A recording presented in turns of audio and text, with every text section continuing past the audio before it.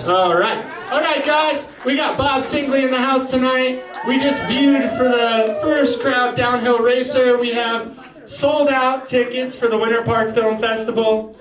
I want to thank everybody for coming. We want to thank you for your support. Make sure that you donate to the Winter Park Film Festival.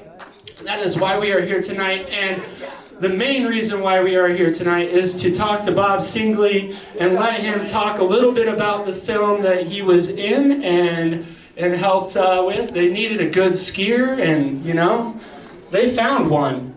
We'd like to give it up for Bob Singley.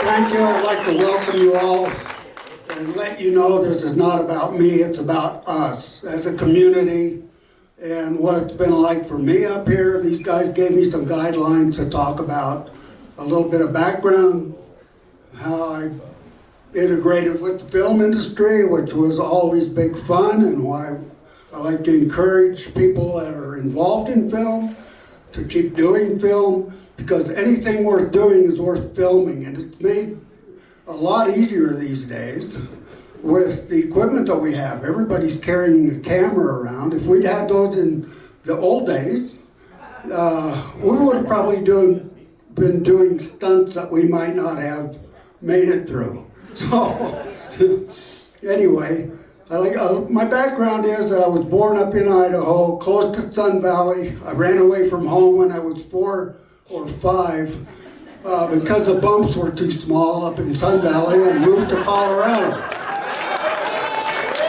Hopped on a freight train and fell off that train coming out of the Moffat Tunnel and rolled to a stop at the base of Winter Park Resort. Been here ever since. So, along the way, we've had a good time, and we've invented a few things. Freestyle being one of those, spring splash, which came about because we all used to wear long thongs, and when that puddle formed at the bottom of the hill and everybody would have to take their skis off to wade through that mud, or they had pallets out there to where you could get on and walk across to get back on the T-bar, it was easier just to blast that little pond. And then I built a jump so you could clear most of the pond, as long as you got shut down before the ski racks or the building. Ran into a few problems with that a few times. Anyway, things like that we've invented along the way. Mouse racing, night skiing, a number of other kind of events that we've had. I started out in Denver as a kid wanting to ski. Somehow I got hold of books, and one of them had ski jumping and a tale about a ski jumper and the feeling of flight. And that intrigued me. I wanted to be a flyer. I wanted to go fast. I wanted to jump. I was a kid that jumped off everything. Off the fences, I'd get an umbrella, jump off the house, climb trees, tie sheets to my ankles and my hands and jump out like I had a parachute. And I learned a lot about gravity and impact along the way, which came in handy throughout my skiing career. And through my youth, we used to get on the ski train and come up here to ski. It cost $5 for the train ride round trip to Denver and a student lift pass, if you can imagine that. And it was easy. If you could get downtown to Union Station, get on that train, come up here, ski at Winter Park. My parents loved it because I was out of their hair. I spent my paper route money. Gone down to Dave Cook's and Gart Brothers on Larimer Street and 16th and bought old wooden skis with no edges. Through the years, we learned to put edges on those skis, ebonite bottoms, and the ski manufacturing caught up. So I've been part of watching the ski industry grow since back in the late 40s is when I got started. And all through that time, I loved the feeling of Winter Park. We only had a few choices back in those days. We had Loveland, Bird Berthoud, Winter Park, Aspen was a long way away. There was no Vail. Had A Basin. Those were our 4 primary choices. Breckenridge was just a small resort with just rope tows. Heavenly Valley up in Estes Park was also a possibility, but that was a long way away, and there weren't very many facilities back then. So we were pretty limited in our early experiences to A Basin, Loveland, Berthoud, and Winter Park. And Winter Park always had an inclusive, welcoming feel that we've kept through the 60 years plus that I've been up here. And a lot of people that I've hosted and brought into this valley loved that feeling and moved here. I have some friends from Switzerland that came over to visit, and that's how I ended up in this film. Is that I had a friend that we took care of for the summer, found him work, and he enjoyed it. I went back over there to visit him, and his family just happened to be the hierarchy of Swiss ski, the Swiss Ski Federation. So they made it easy for me to get hooked up with this film. But I never would have had the credentials or the experience if I hadn't turned into a skier, and primarily here from Winter Park, where I got to come up. I started out, moved up here out of high school. I was a bartender and a waiter over at what we used to call the Hawk Shop, the Hooglandhof, which was High Country Inn, that the Langs bought from, who was it that had it just before them? Anyway, I worked there. A friend of mine's dad had built it. I worked on the building. I got a job there as a waiter and a bartender when I was 19. Don't let the liquor board know that. That was a long time ago. And skied for a few years and got acquainted with people on the mountain. I had a couple of instructors that were Swiss. One of them was from Adelboden, and the other one was from Lenzerheide, and that was Daniel Gerber, who was a Swiss ski racer. It came for the 1960 Olympics, and Walter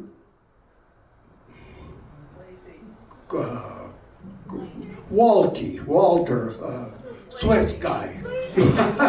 And he worked for the Ingles on the ski school, and these were the guys that took me under their wing and taught me how to ski.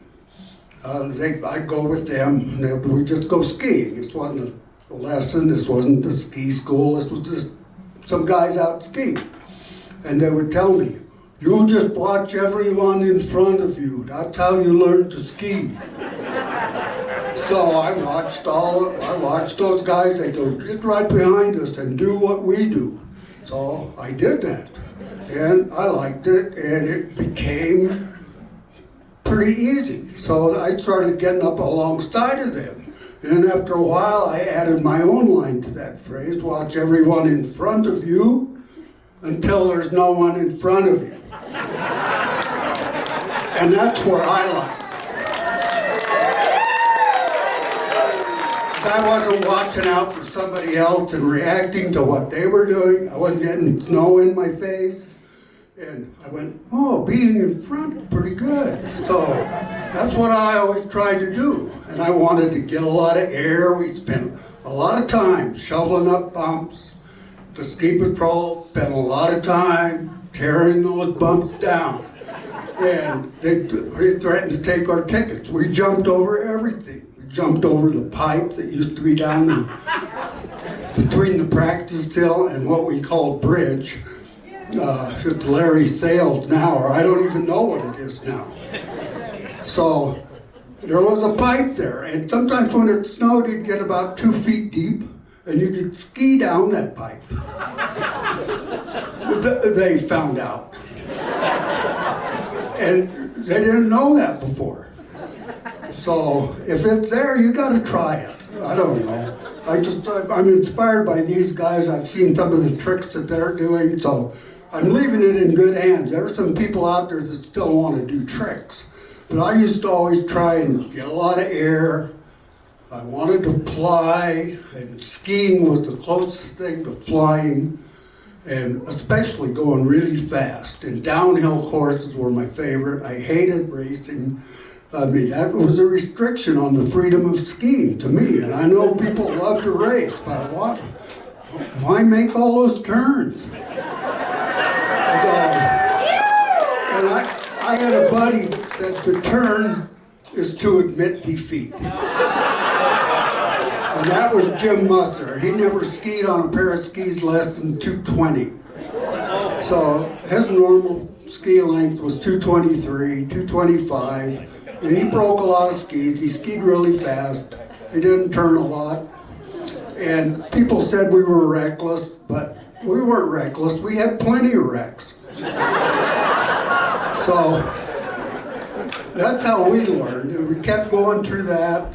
And I got onto the patrol. They said, you know, you should get on the patrol. You ski well enough. So I went through all that training, got on the patrol. That was the best association that I could have made in skiing. Through the years, I tried to be a ski instructor. That didn't stick. I didn't like to be with a class and have my friends go skiing by me. I wanted to be with my friends and in front of my friends. So the ski instructor thing wasn't good for me. Oh, I admire people that want to help each other learn how to ski. So I hired onto the patrol. I learned all the skills I needed, and actually was a first aid teacher to a lot of the guys maybe in this room, and that went on and stayed with the patrol, became boardroom members and things like that. So I just wanted to go ski. And then when I learned to fly hang gliders, that mellowed my skiing out, and it punched my air card. I got to fly a lot. Well, that interfered because if you wait for the wind to be just right, you can wait a long time sometimes, and it's hard to have a good job and wait for the wind to be right. So I went past a lot of the financial opportunities that I should have probably taken advantage of.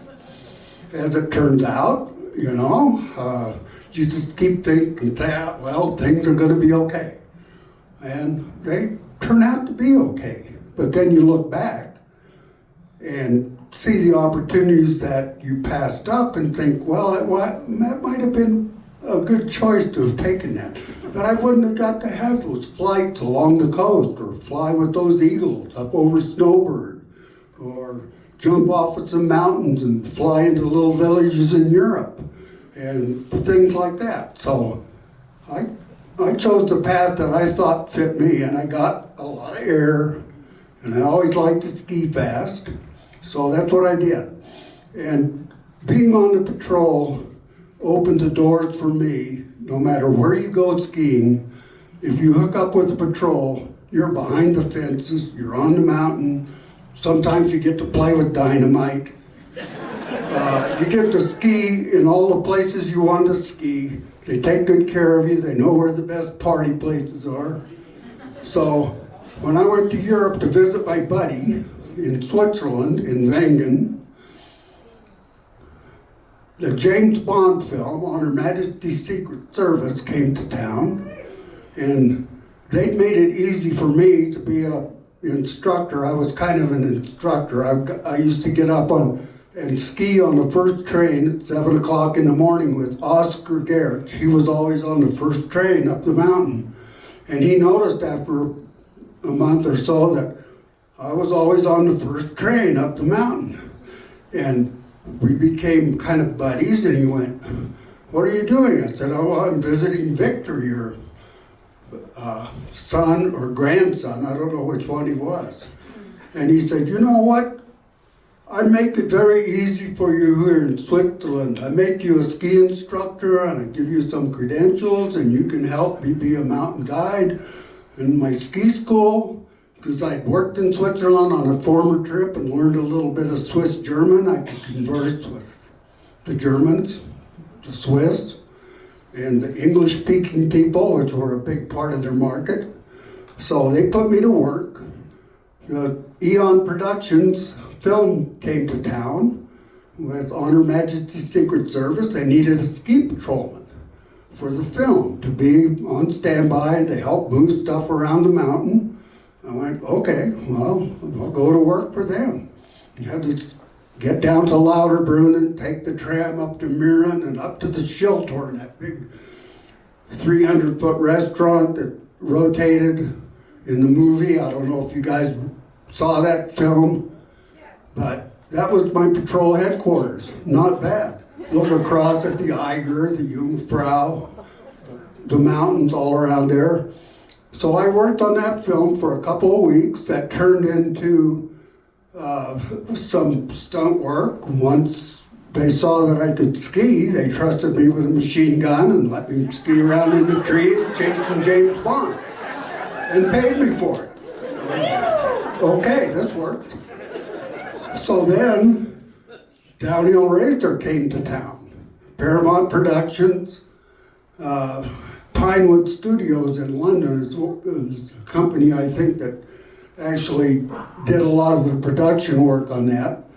And it came to town and they said, well, this would be better for you. You're closer to the workspace. I mean, I don't know if any of you have ever had the Lauberhorn downhill course as an office space for a couple of months in the winter, but it's pretty special to have the Swiss Army swooning down this nice downhill, one of the hallowed halls of downhill racing between Kitzbühel and the Lauberhorn. Those are the two top ones. That's like having Indianapolis Speedway to go test drive your family car, I think. So that was a pretty special deal. And to get paid to do that, that was good. And meet the film people and be involved in the film people. It was a special experience. And I'm glad that I got to do it. And it's like we got to do it because it's been part of what I've done here. And I try and bring as much of that experience back, or I did. Luckily, I don't do that anymore. I wouldn't last long. So we've got these kids now that are good. So they can take over and do this. I watch some of the shots that they've got, jumping off of these cliffs and doing all of this stuff. I go, wow, I remember what that used to be like, but why did I ever do that?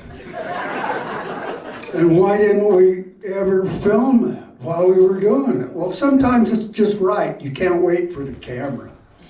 If it's time to do it, you just do it. You go. The camera's not there yet, well, too bad. Missed that shot, somebody behind you will do that. Anyway, it's been a great experience to have experienced. It's been a fortunate experience to have gotten those memories and seen those places.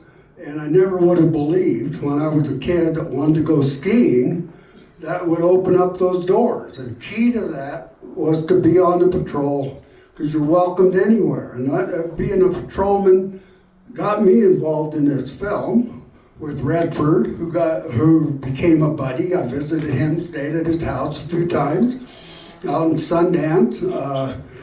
Went out on sets with him there when he was filming Jeremiah Johnson. And he's just a normal guy, and he's got a job too. He's an actor. So, and he does catalog sales, Sundance, and some other stuff. He's in film production, he's still involved in TV production, film production, and he's getting a little long in the tooth too. I noticed in this film he looked pretty young. And I remember, this has been nearly 60 years ago that we did this. And that brings it all home. And looking at that film and trying to remember what it was like to shoot that film, and I see so much of the stuff that I like. I saw this film one time before in my life, and that was like 50 years ago.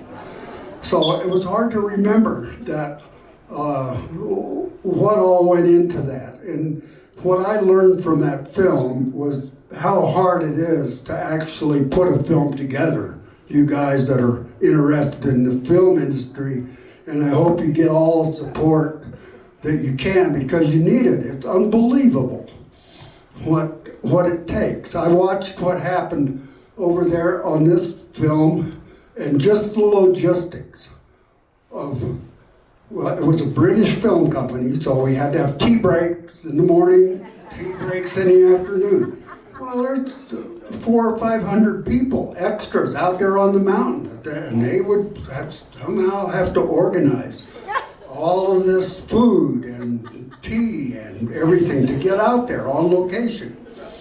And I just watched how all this unfolded. We would have a meeting every morning when I started to do stunt work for Downhill Racer after being hired onto that film as a ski patrolman and schlepping the toboggans and stuff around.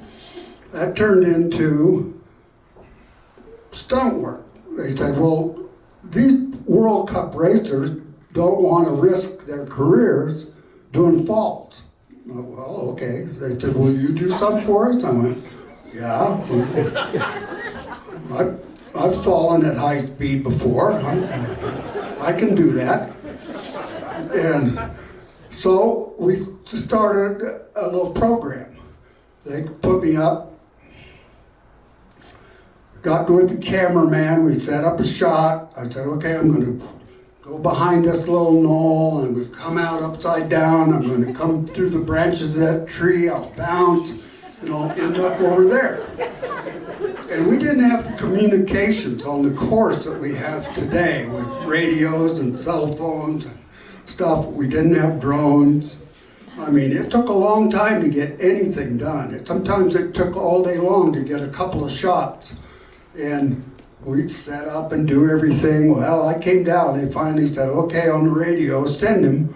So I go down, I act like I caught an edge, I go behind this hill, I come out upside down, I go through the limbs of these trees, and right where I'm gonna land, there's a camera, a tripod, an expensive camera. This was all shot in 35 millimeter film. It's one of those little digital cameras. So it was about, back in the 60s, it was about a $50,000 camera. Well, my idea was survival. So I just quit my rotation, got my skis in front of me. So skis are good. They absorb a lot of impact and you're going into things. For those of you who are planning on this as a career, can understand. So I got my skis in front of me, took the camera out, and the cameraman ended up about 6 feet from where I told him I would land. And I said, well, we missed that one. I broke the camera open. They didn't even get the film shot. So after that, they listened to me, and I got in on the planning of the film stunt work and had meetings with them every morning, and it was an interesting involvement with this film company. And the money that they spend and the money it costs is just unbelievable to me. And Redford, every morning, would send his daughter, Shauna, and his son, Scott. They were, I think, about 7 years old and 4, with a briefcase full of money across from the Park Hotel to the tram headquarters to pay for the trains, the trams, and any of the transportation that we were going to need for the filming during the day. So I just looked at all of this and took it in and went, well, the production of these films is unbelievable. The coordination, the costuming, we would have to change clothes back and forth. But okay, well, it's cloudy. Okay, that's Kitzbühel. We got to have Kitzbühel uniforms on. Well, it's sunny. Okay, that's got to be Majev. We got to do the shots from Majev. So it was interesting, and it changed and adjust to all of these different changing things. And it's easy to see why it takes a lot of time and a lot of money to produce films. So I skied with the lecture filmmakers quite a bit before I ran into these production films, and it's a different world. I mean, Warren Miller and Dick Barrymore, Hans Gemoser, Jim Farnsworth, Rick Glockner, John Jay. They all filmed with 16 millimeter cameras or Super 8 cameras, or 8 millimeter then. It wasn't even Super 8. 8 millimeter, 16 millimeter, but 35 millimeter. And the cameras and the stuff that it takes to do those films is a whole different world. And it was very interesting to learn about that. I got to do some of the camera work. I hauled a cameraman in a toboggan, which I learned from being a ski patrolman, down the Labrador course, and just sled with a special lens on this camera trying to get facial shots of racers from 6 to 10 feet behind and going 70, 80 miles an hour. You know, it was a critical thing, and it was fun. And we spent 2 weeks doing that, and a lot of money, and never used a single shot in the film. So there's a lot of throwaway money going around with that filmmaking, and it's understandable why it costs so much money to make a film. So besides what the actors charge, if you saw Camila on the screen here, the pretty girl at Redford was kind of after. She was a Swedish girl. She was actually on the Swedish B team and a really great skier. But she wouldn't ski. She said, they're not paying me to ski. They're paying me as an actress. They have to pay me a lot more to ski. So there was a girl, Sylvie Kleiner, from Bern, Switzerland, who was on the Swiss ski team that did her stunt work and her work for her. And Camila never had to put her skis on, other than some of those introductory facial shots and stuff like that.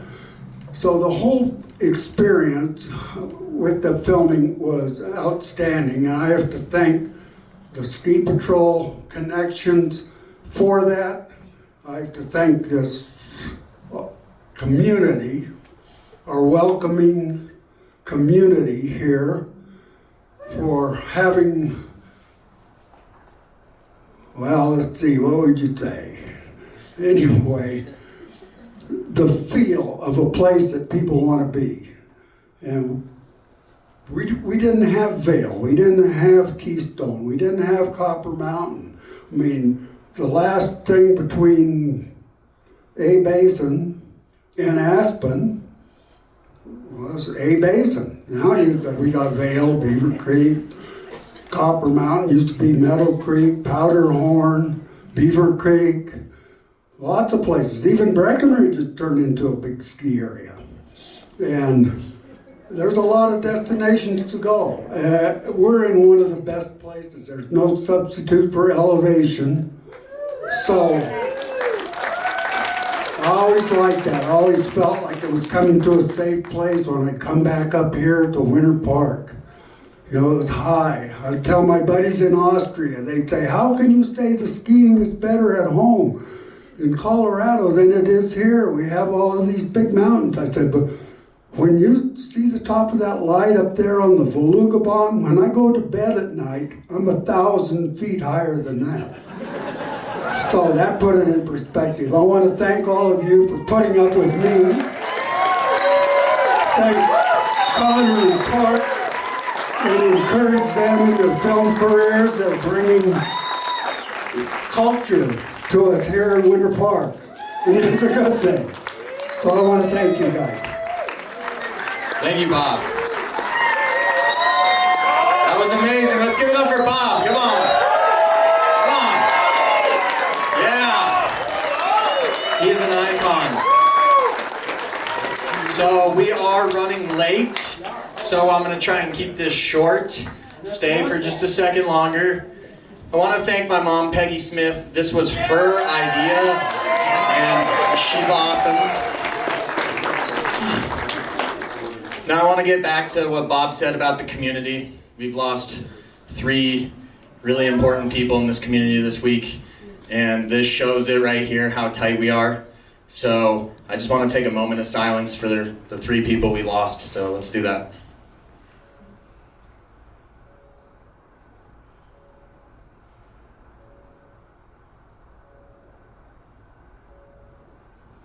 All right, thank you guys. Tomorrow at the ski resort, there's an event going on that focuses on mental health and addiction. There's resources out there. Please go and be a part of that. Experience it, reach out if you need anything. I know the Hope Fund is set up with the Grand Foundation. Great resources. TAME, also another great resource. We have started an Alive film challenge at the Winter Park Film Festival. It focuses on mental health and addiction. We're trying to get more films created in that era. So we're excited for that. And the last thing I want to say is just thank you to all of our sponsors, the Grand Foundation, the Town of Winter Park, the Town of Fraser, Roby and Joanne Bull, Rocky Mountain Roastery, Sweet Life, Sunshine Herb Corner. We are asking for more sponsors and donations so we can do more events like this. We have the QR code out there. Please donate so we can continue to do more events like this. It means the world to us, and I hope it does for you guys too. These are from '88 and still in great condition, and they have wooden buttons. They have wooden buttons. This is before zippers. Before zippers. Connor doesn't count, he's too good looking. We're gonna move on. All right, we have the wonderful outfit. This is a French-inspired retro outfit. What are we looking at? 60s? This is a 60s style outfit here. Let's give it up for her. Yes? That was pretty good. That was pretty good. Always styling. All right, come on out front. We got one here. This is from the early 80s. All of the finest young women were in something just like this. Not quite as good looking, but definitely there. What do we have for her? Oh man, that is solid. All right, you gotta come out front with that. That is loud, I like it. All right, this is definitely a 90s outfit. So, he's got the moves though. You're gonna give it up for him or not? What do we got? I mean, the pink is pretty hot. The pink's pretty hot. I'm from, that sort of era, so I'm a little more attracted to that than some of us. So come on out front, this is probably, what?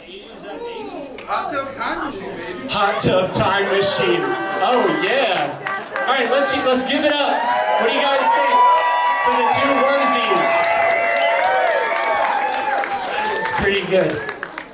And we got Joanne. She told me that it's not part of the outfit, but I mean, someone did crash earlier, right, in the movie. Oh, she even put the goggles on. Oh my God, swagging. Look at that stuff. How do you feel about that one, Bob? Well, it's hard to say for me, I remember when everybody used to look like a lot like some of these. What? Oh, okay, all right. We got one more on the end, Nick. Come on out front. We're swagging pretty hard. No need to introduce. And you can't just scream because he's popular and good looking. But let's hear it for Nick. All right, so I think for the loudest we had these 2 here, Joanna, and I know these 2 were popping. So you're out for sure. It's just because you're the youngest. It's just because you're the youngest. That's why. You're out. All right. So you get back up in your seat. Let's start over here to the left. Are these guys staying? Are they staying or going? That wasn't loud enough. That wasn't loud enough. Okay. Oh. I've done that walk many times. You live with it. Then we have our 60s inspired outfit here. One time, yes. Late 80s outfit. That's going. The hot tub time machine over here. Tough. And we got Joanna. All right, Bob. Yeah, it's between Joanna and our 80s diva, Candace. You're gonna give me her name when she's that good looking? You serious? Okay. All right, Bob. This one's between you. There's no crowd involved in this. Well, I had my hearing aids turned down, but it sounded to me like the crowd favored Candace. Pretty girl in a nice looking outfit. I gotta vote for her. I like your outfit too though. Exactly.